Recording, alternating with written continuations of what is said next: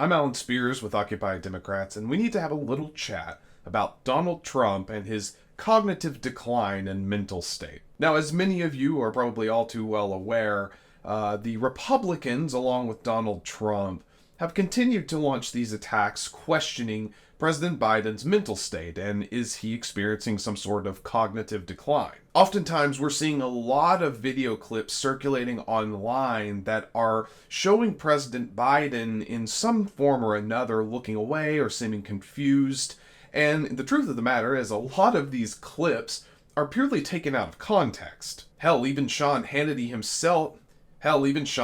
and Laura Trump responded just the other day saying that Biden was incredibly energized and vocal at the State of the Union this last year. And yet they'll also show videos and yet at the same time they'll turn around and show videos and claim that President Biden is old and incapable of leading this country due to his age. There's this constant contradictory message that especially Fox News and friends love to perpetuate about President Biden, and it's frankly getting a little tiresome. But something that seems to be either going under the radar or conveniently being ignored by many different Republicans and Fox News is Donald Trump's mental state and signs of his cognitive decline. And you really don't have to look far or take clips out of context to see that Trump does seem to be experiencing a dramatic shift in his abilities. Trump has made a number of different statements claiming that he never uses teleprompters or that he doesn't need them and finds them frustrating, or that they should be outright outlawed, whatever that means.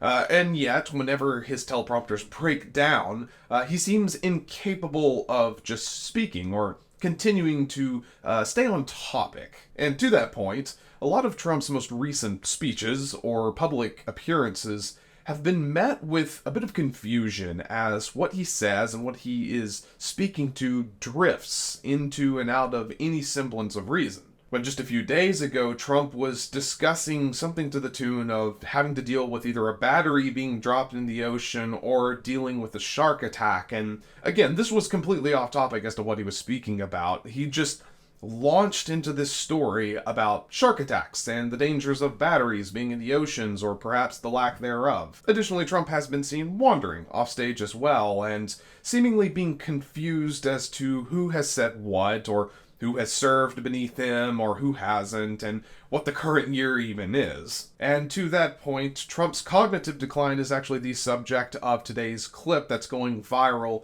and what we'll be watching and discussing today. In an interview with CNN, author Setoodeh, who wrote Apprentice in Wonderland, a bit of a biography of Donald Trump and some of the things that he learned and gained in his experience during the Apprentice show, had a number of different things to say about the former president and the concerns he had about Trump's cognitive decline. Now, in the clip that you're going to be watching momentarily, Setoodeh actually lays out multiple concerns he has with Donald Trump, especially with regards to his tenure in the White House and even experiences prior to that. It would seem that Trump is incapable of keeping straight just who is alive and dead, or what the current year is and what happened when. I want you to go ahead and take a look and see what Setoodeh had to say for himself, as well as keeping in mind that, unlike the Republicans who so very often take President Biden out of context in a video clip or crop it one way or another, you don't really have to do that with Trump. You just have to watch him uninterrupted for a few minutes to really see the decline. Take a look. What did you observe from him when you sat down with him? So I interviewed Donald Trump more than any other journalist since he's left the White House. We started in May 2021, and that report you just talked about meandering and confusing is right. He goes from one story to the next. He struggles with the chronology of events. He seems very upset that he wasn't respected by certain celebrities in the White House, and then he'd go to a story about The Apprentice. So as you know, Caitlin, it's very challenging to interview Donald Trump and to go toe-to-toe with him, but there was some cognitive questions about where he was and what he was thinking, and he would from time to time become confused. Because you wrote at one point about Joan Rivers, him telling you that she voted for him in 2016, I believe, even though... He confidently told me and declared that Joan Rivers voted for him when he ran for president, and Joan Rivers died in 2014.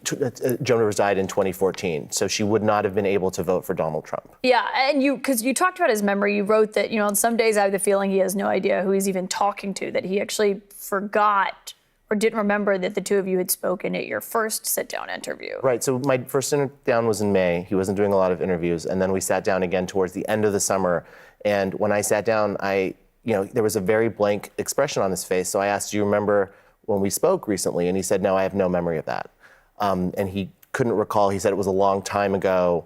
And then we had to start from scratch. So the interview started from square one, where he started telling me the same exact stories that I heard in our first interview. So from there, then we did more interviews so that we could cover more ground, but it was a little bit like Groundhog Day. Yeah, and the Trump campaign responded saying that Trump was aware who this individual was throughout the interview, but this writer, this is their words, not mine, I'm just the messenger, is a nobody and insignificant, so of course he never made an impression. What were your biggest takeaways from sitting down with him, right after he left the White House, when his political power is probably the lowest it's been since 2015, and how he reflected on when he was hosting The Apprentice? And the ratings were soaring in that first season, and just kind of what that looked like for him. He was very deflated. He was conflicted. He was angry about the way in which the press had treated him. He still believed that he won the election. And he was happiest when he talked to me about hosting The Apprentice. It was the thing that brought him the most joy. We watched clips of the show together. We watched the theme song, and he really lit up. He watched his firing of Omarosa. And then he would talk about what he did at the White House, and he would become gloomy and resentful and unhappy and refer to Afghanistan and Joe Biden. But he also seemed to think that he still had some foreign policy powers. And there was one day where he told me he needed to go upstairs to deal with Afghanistan, even though he clearly didn't. He told you that while you were interviewing him at Trump Tower, he told you he needed to go upstairs to deal with Afghanistan? With the, quote, the Afghanistan is how he referred to it. It's remarkable. It really is sad to see someone like Donald Trump, who is so clearly in a state of cognitive decline, leading a party like this, leading the Republicans, leading the MAGA movement in such a horrendous way. And something that's incredibly sad and honestly dangerous, in my estimations, is the fact that if Donald Trump is suffering from some sort of mental decline or is on the early stages of dementia, which by all accounts it would seem that Trump is heading that way, it's really hard to keep track of what are just the lies that he's perpetuating or the misinformation he's trying to spread versus what his brain is really thinking is reality. This is just one of the many, many dangers of having a president like Donald Trump who does nothing but go out and lie and spread information. And when they suffer a cognitive decline or mental impairment such as dementia or Alzheimer's, when they start lying or when they start spouting nonsense, you really don't know if it's them or if it's the disease. Does Trump even know what he's saying anymore? Does he have any semblance of self-awareness? Or is this false reality that seems to be built around him? Is this actually more now the result of something like dementia? And yes, Trump has touted multiple times that he has passed with flying colors the cognitive tests that the president must go through. I believe most recently he was bragging about how he was able to pass the presidential cognitive test and was successfully able to recognize what a camel was. Well, congratulations, Mr. Trump, on your successful identification of a camel. You are now on par with a 4-year-old. Joking aside, this is something that we all, Republicans and Democrats, must reconcile and come to terms with. It would seem that what author Setoodeh had to say was in fact true, as there have been signs and evidence over the past few weeks and months and years at this point that Trump is in a cognitive decline. Naturally, of course, though, Trump and his campaign would try to dismiss or discredit someone like Setoodeh, who had multiple experiences with Trump and has the evidence and the proof that he is in some sort of decline.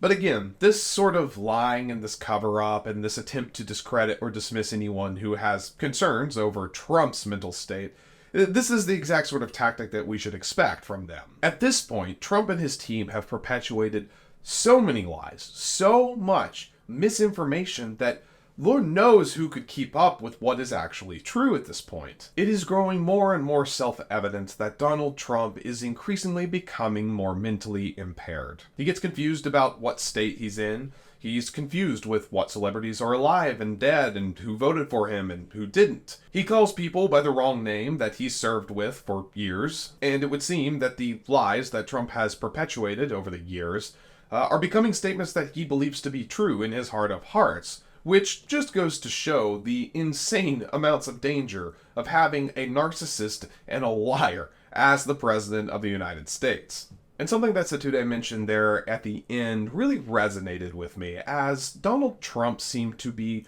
most happy and most excited and energized when he was talking about his days working on The Apprentice. And I think that's it. I think that at the heart of all of this, at the heart of Donald Trump's lies, at the heart of his bid for presidency, and the reason as to why he's motivated to say and do the things that he does, he just wants attention. Trump clearly didn't receive enough attention from his parents, and because of this, he has overcompensated in the greatest way possible in the rest of his life in the later years. That's why Trump loves doing these rallies. That's why he's constantly saying these things to rile up his base, to get people to cheer and clap. It's not because he believes these things. It's not because he's some idealist in what he preaches he thinks is true. It's that he wants attention. He wants people to applaud when he speaks. He doesn't care about this country. He doesn't care about the MAGA movement. He doesn't believe in half of the shit he spews. He's just wanting the applause. He wants the eyes on him. Trump is a narcissist and an egomaniac. We've talked about this ad nauseum, but it's true. And it lies at the heart of Trump's motivations in everything that he does. Why do you think he puts his name on everything? Why do you think he's so obsessed with the Trump name and the brand that he's built for himself?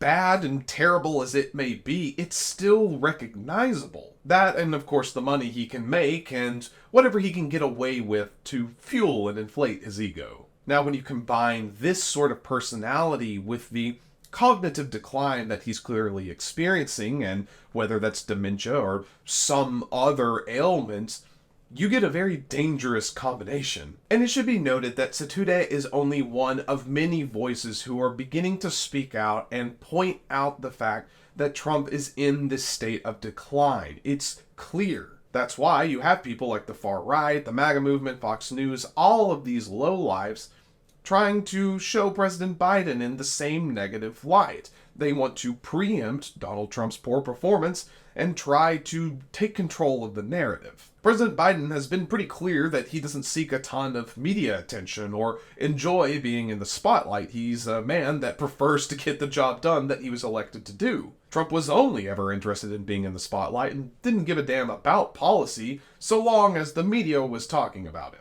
That is why I'm so incredibly invested in these debates that are rapidly approaching, as I think they are only going to serve as a boon for President Biden and show to the world that Trump is in this mental decline. And as always, as a reminder, this is going to be the most important election we see, so make sure you get out and register to vote if you haven't already, and if you are registered, get ready to be at the polls. Take a book with you, take your podcast, I don't know. Just get ready to cast your vote. It is so incredibly important.